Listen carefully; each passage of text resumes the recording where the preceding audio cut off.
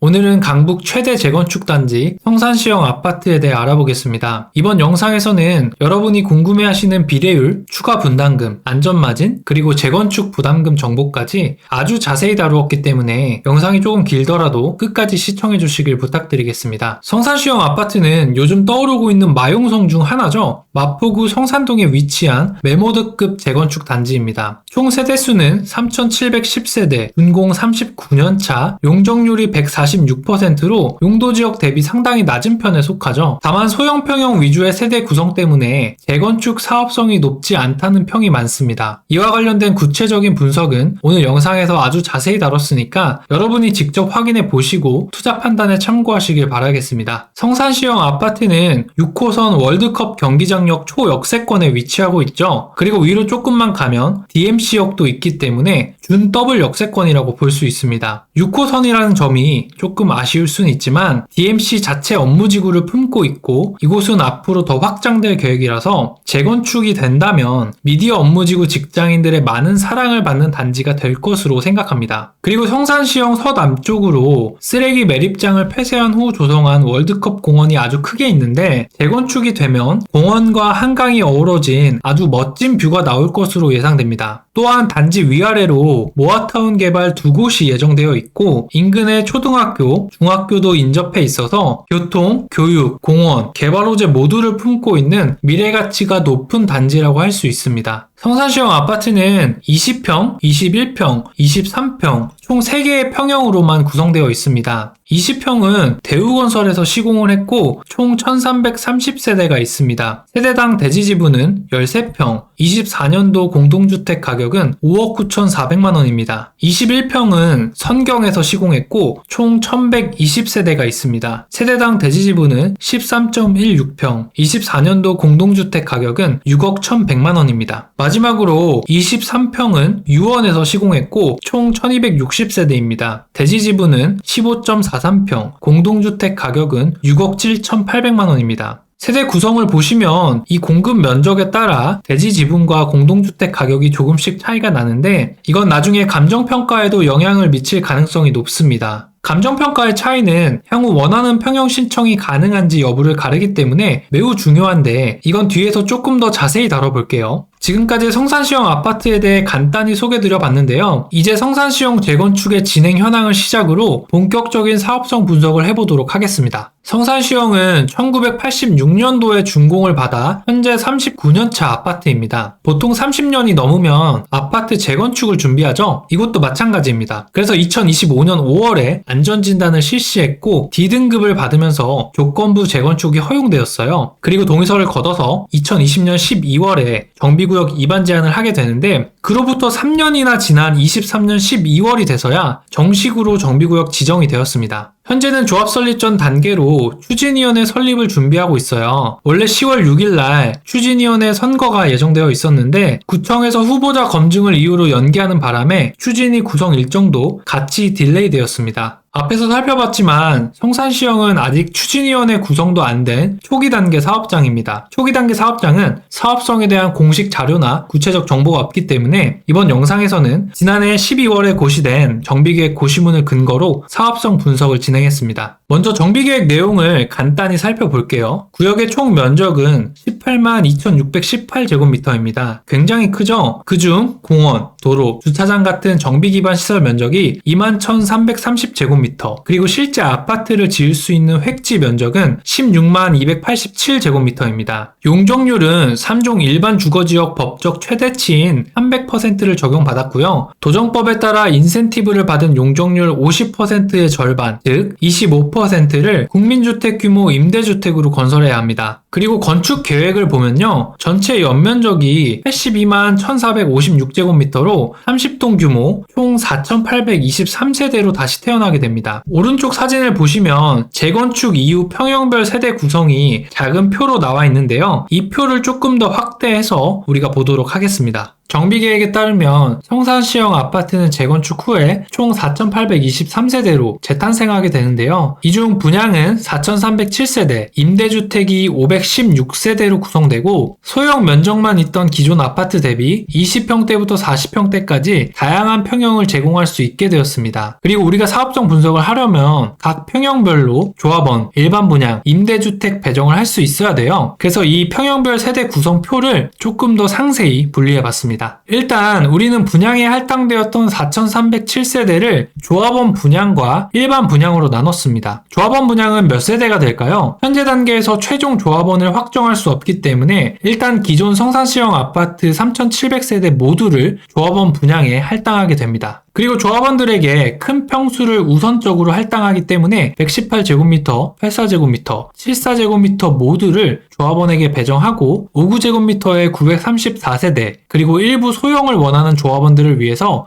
49제곱미터도 100세대 할당을 했습니다. 그러면 총 3,710세대가 잘 배분되었죠? 일반 분양은 조합원에게 할당된 3,710세대를 제외한 나머지 59제곱미터 244세대, 49제곱미터 353세대, 총 597세대를 확보할 수 있습니다. 그리고 임대주택은 이미 세대수와 평형이 정비계획에서 정해져 있기 때문에 그대로 반영해줍니다. 우리는 앞으로 이 표를 기반으로 사업성 분석을 하게 될 거예요. 자, 그리고 재건축 후 평형별 세대 구성을 보면 기존의 소형 평형 위주로 구성된 아파트였던 만큼 재건축 후에 모든 조합원이 30평 이상을 배정받긴 어려워 보입니다. 왜냐면 30평형 이상 아파트가 2,738세대밖에 안 되기 때문이죠. 따라서 누군가는 30평 미만을 배정받을 수밖에 없어요. 그래서 30평 이상 아파트를 안전하게 배정받으려면 내 물건의 감정평가 금액이 3,710명 중 2,738등 안에 들어야 한다는 결론이 나오게 됩니다. 따라서 만약 내가 30평 이상 아파트를 받고 싶다, 그러면 내 물건이 2738등 안에 드는 물건인지 미리 알아야 됩니다. 일단 우리가 앞서 살펴본 것처럼 성산시형은 20평, 21평, 23평 총 3개의 평형으로 구성되어 있어요. 그리고 각 평형별로 대지지분과 공동주택 가격이 조금씩 다릅니다. 먼저 성산시형 유원의 경우 평형도 크고 공동주택 가격도 가장 높기 때문에 소유주 모두가 34평 이상 배정이 예상되고요. 그 다음으로 대지지분과 공동주택 가격이 높은 성경은 1층에서 3층을 제외한 나머지 소유주 모두가 30평 이상 배정 가능할 것으로 예상됩니다. 성산시형 대우는 로얄층에 해당하는 7층에서 12층의 공동주택 가격이 선경 저층 라인보다 높기 때문에 이 로얄층 소유주들은 30평 이상 배정이 가능할 것으로 생각됩니다. 물론 조합원 분양 시기에 가장 인기 있는 평형이나 가구별 추가 분담금 지불 능력에 따라서 커트라인은 변동될 여지가 충분히 있습니다. 다만 이번 예측에서는 그런 것들을 배제하고 순수 감정평가 기준으로 줄 세웠을 때를 예상했다는 점 참고 부탁드리겠습니다. 자, 이제 본격적으로 사업성 분석을 해볼 텐데요. 지금 보시는 건 성산시형 재건축 정비계획 고시문에 있는 추정 비례율 정보입니다. 정비계획상 추정 비례율은 100.46%가 나왔는데요. 이 추정 비례율을 산정했을 때 대비 현재 공사비나 일반 분양가가 변동된 부분이 상당히 많기 때문에 이를 현행화해서 수정할 필요가 있습니다. 그래서 지금부터 이 추정 비례율 정보를 바탕으로 사업성 분석을 다시 해보도록 할게요. 정비사업 비례율을 구하려면 종전자산 평가액, 총사업비, 종후자산 평가액 총 3가지 요소가 필요하죠. 우리는 이 3가지 요소들을 하나씩 구해보면서 최종 비례율을 산출해볼 예정입니다. 먼저 종전자산 평가액인데요. 정비계획에 명시된 종전자산 평가액 추정치는 4조 2,560억으로 22년도 공동주택 가격을 활용해서 산출한 추산액입니다. 이번 사업성 분석에서는 정비계획에 명시된 종전자산 평가액 4조 2,560억을 그대로 활용할 계획입니다. 그래서 성산시형 재건축 종전자산 평가액은 4조 2,560억입니다. 다음은 총사업비인데요. 정비계획에 명시된 총사업비는 1조 9,897억입니다. 그런데 이건 22년도에 산출된 사업비라서 최근 급격하게 상승한 공사비가 반영되지 않은 사업비예요. 그래서 우리는 이 사업비를 현 시점 기준으로 보정할 필요가 있습니다. 총 사업비는 기본적으로 공사비 그리고 기타 사업비로 구성되어 있는데요. 일반적으로 공사비는 총 사업비의 80% 정도를 차지하고 기타 사업비는 20%를 차지하고 있죠. 그래서 총 사업비 1조 9,897억 중 공사비는 1조 5,917억, 기타 사업비는 3,979억으로 나눌 수 있습니다. 자, 그러면 우리는 22년 비례율 산출 당시 평당 공사비가 얼마로 책정되었는지 추정해 볼 수 있겠죠? 공사비가 총 1조 5,917억이고 공사 연면적이 24만 8,926평이니까 평당 공사비는 639만원 정도로 계산된 거예요. 그런데 여러분들도 잘 아시겠지만 지금 평당 639만원으로 아파트 공사를 할 수 있나요? 거의 불가능합니다. 그래서 우리는 이 공사비를 현실화할 필요가 있습니다. 지금 보시는 자료는 공사비 현실화를 반영한 총 사업비 추정액인데요. 일단 639만원이었던 평당 공사비를 24년도 서울 시공계약 사례 평균 정도인 800만원을 적용해서 다시 계산했습니다. 그래서 공사비는 총 1조 9,914억이 되었고 기타 사업비는 기존 정비계획과 거의 동일한 4천억으로 책정했습니다. 따라서 총 사업비는 공사비와 기타 사업비를 더한 2조 3,914억이 됩니다. 마지막으로 종후자산 평가액을 구해야 되는데요. 이 종후자산 평가액은 조합원 분양 총액, 일반 분양 판매 금액, 임대주택 매각 금액, 상가 판매 금액 총 4가지로 구성되어 있습니다. 그래서 우리는 앞으로 이 4가지 요소들을 하나씩 구해서 성산시형 재건축 종후자산 평가액을 추정해 보도록 하겠습니다. 우리는 앞서 조합원 분양, 일반 분양, 임대주택을 평형별로 배정한 평형 배분표를 만들었죠. 이 배분표를 활용해서 종후자산 평가액의 4가지 요소들을 하나씩 구해볼 예정입니다. 먼저 조합원 분양 총액입니다. 각 평형별로 조합원 분양 개수가 정해져 있고 정비계획 고시문에 평형별 조합원 분양가도 나와 있기 때문에 분양 개수와 조합원 분양가를 곱해서 총 분양가액을 구할 수 있게 됩니다. 계산을 해보면 조합원에게 할당된 3,710세대의 총 분양가액은 5조 4,359억이 나오게 됩니다. 일반 분양은 4구 타입이 353개, 5구 타입이 244개가 배정되었는데 일반 분양 시 평당 5,500만원에 분양하는 걸 전제로 계산해봤더니 597세대가 모두 완판 시 일반 분양 판매 금액은 총 7,130억으로 계산되었습니다. 다음은 임대주택 매각 금액인데요. 성산시형의 임대주택은 법적 상한까지 용적률 인센티브를 받아서 건설하는 공공임대주택이기 때문에 매각 시 토지비를 제외한 건축비만 인정받을 수 있습니다. 임대주택의 평형별 개수는 이미 정해져 있고 서울시 공공주택 매입 기준에 따른 평당 매각가는 800만원 정도로 추정되기 때문에 이를 반영한 임대주택 매각 금액 총액은 945억 원 정도로 계산됩니다. 마지막으로 상가 판매 금액입니다. 보통 정비사업에서 단지 내 상가를 설계할 때 1000세대당 300평 정도를 할당해요. 그래서 성산시형도 마찬가지로 1000세대당 300평을 할당했고 이를 계산하면 상가 공급 면적이 1447평 정도 나오게 됩니다. 그리고 상가 분양가는 일반 분양가 대비 80%인 4,400만원으로 책정해서 상가 판매 금액을 계산해보면 총 636억 원이 추가됩니다. 자, 이제 우리는 종후자산 평가액을 구할 수 있겠죠? 우리가 앞에서 구했던 조합원 분양 총액, 일반 분양 판매 금액, 임대주택 매각 금액, 단지 내 상가 판매 금액까지 모두 다 더하면 종후자산 평가 추산액을 6조 3,071억으로 추정할 수 있습니다. 그러면 우리는 현 시점 기준으로 보정된 성산시형 재건축의 비례율을 구할 수 있는데요. 종전자산 평가액 4조 2,560억, 종후자산 평가액 6조 3,071억, 총 사업비 2조 3,914억을 비례율 산출 공식에 적용하면 성산시형 재건축의 예상 비례율은 92%로 추정할 수 있습니다. 기존 정비계획 고시문의 비례율이 100% 정도였는데 공사비와 일반 분양가를 현실화해 봤더니 비례율이 8% 정도 하락한 모습입니다. 이 비례율 하락의 가장 주된 원인은 공사비 상승이죠. 성산시형은 일반 분양 물량이 많지 않기 때문에 일반 분양가 상승분으로 공사비 상승 금액을 충분히 상쇄하지 못한 거예요. 그래서 결국 공사비 상승이 비례율 하락으로 이어졌다고 볼 수 있습니다. 이번엔 공사비와 일반 분양가 변화에 따른 비례율 변동 시나리오를 한번 살펴보겠습니다. 우리가 사업성 분석에 활용한 공사비 800만원 그리고 일반 분양가 5,500만원은 확정된 금액이 아니죠. 그래서 공사비와 일반 분양가가 변경되었을 때 비례율이 어떻게 변화하는지 분석해 보면서 우리는 최고의 시나리오와 최악의 시나리오까지 모두 다 대비해 볼 수 있습니다.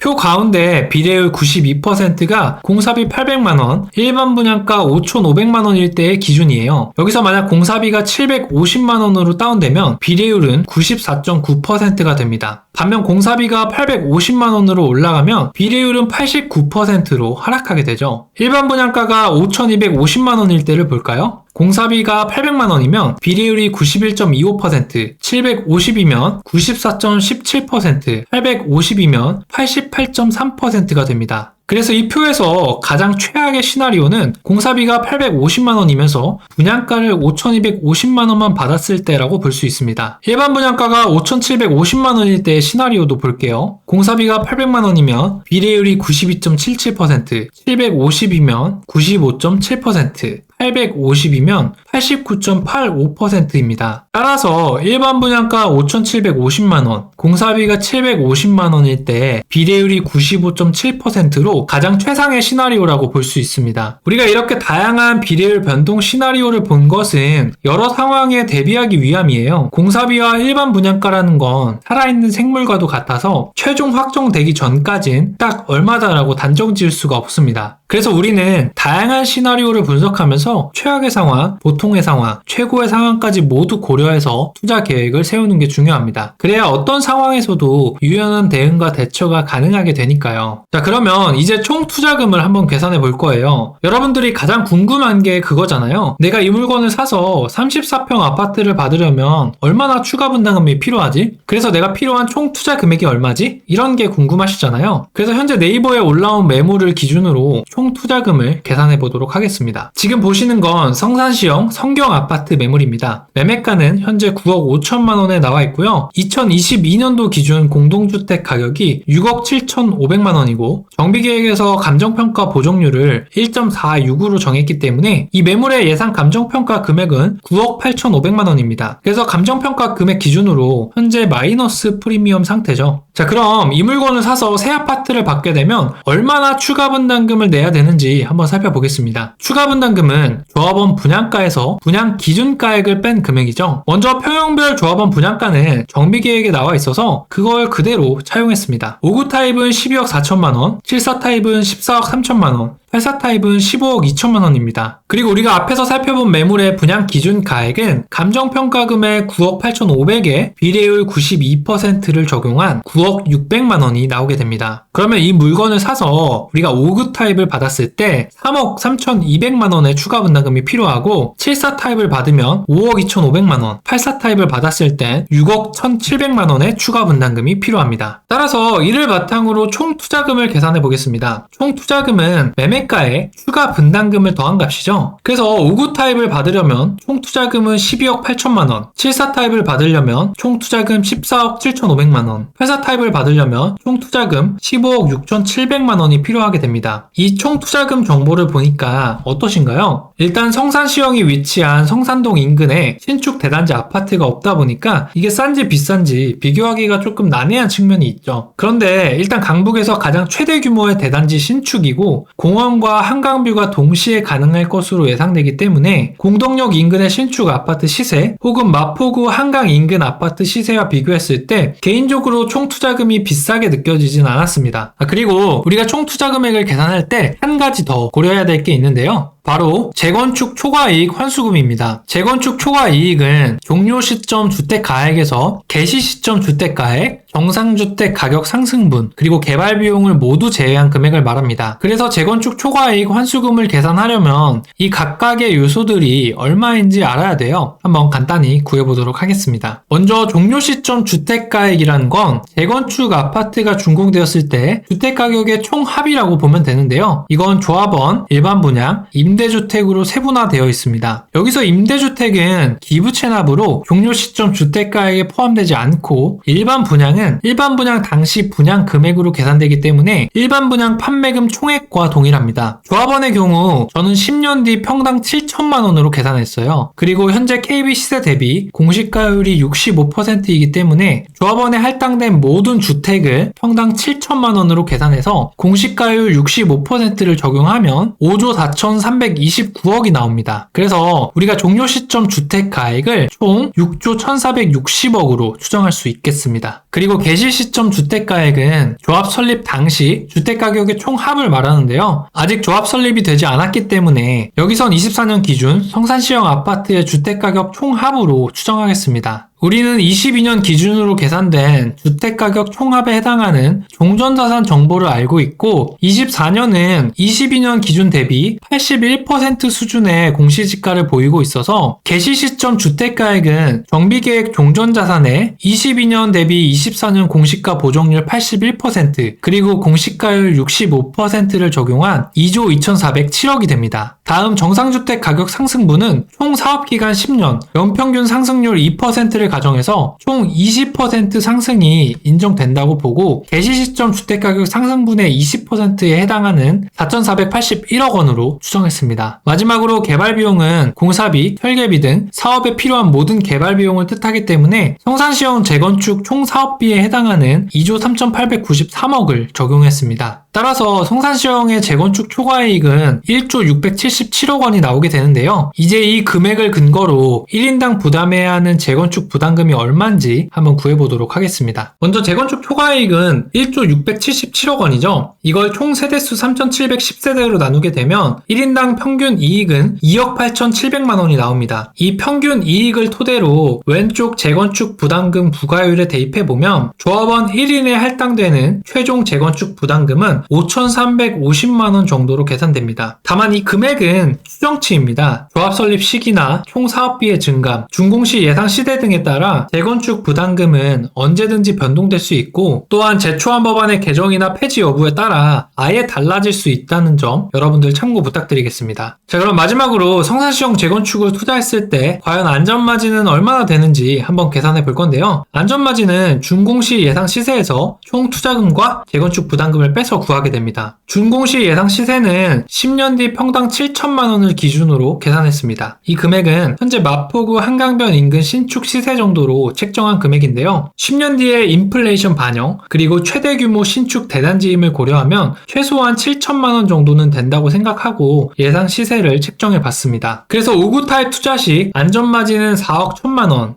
74 타입은 5억 7천만 원, 84 타입은 7억 6천만 원의 안전마진이 예상됩니다. 오늘은 성산시형 아파트의 간단한 입지 분석부터 재건축 사업성, 총 투자금, 향후 안전마진까지 아주 자세하게 알아봤는데요. 정비사업은 정말 생물과도 같아서 부동산 시장이나 사업 속도 혹은 대외 여건 등에 따라 이번 분석 결과도 언제든지 변화할 수 있다는 점 참고 부탁드립니다. 그리고 지난 88 대책에서 재건축 재개발 특례법을 통해 정비사업 속도를 높이고 최대 용적률 추가도 예고한 바 있습니다. 따라서 이 특례법이 통과만 된다면 성산시형 재건축 또한 사업 속도뿐만 아니라 지금보다 더 나은 사업성을 기대해 볼 수 있지 않을까 싶습니다. 제가 오늘 준비한 영상은 여기까지입니다. 이번 영상을 통해서 여러분들이 성산시형 재건축에 대해 조금 더 깊게 이해하고 스스로 투자 가치 판단을 하는데 조금이나마 도움이 되었으면 좋겠습니다. 혹시 영상을 보시면서 궁금한 점이 있으시면 댓글 달아주시고요. 도움이 되셨다면 구독과 좋아요도 함께 부탁드리겠습니다. 감사합니다.